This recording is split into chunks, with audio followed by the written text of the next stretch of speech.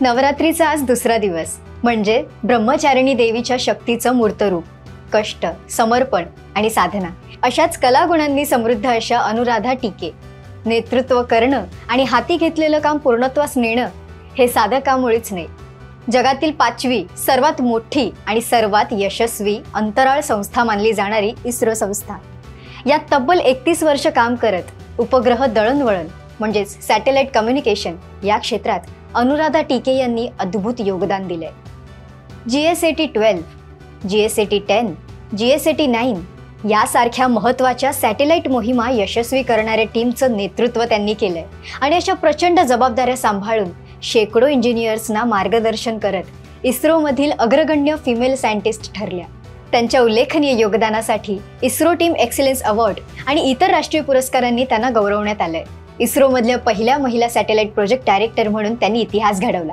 31 वर्षाची तपश्चर्या आणि इस्रोमधील उल्लेखनीय काम करून अनुराधा टीके साक्षात ब्रह्मचारिणीच्या शक्ती भासतात.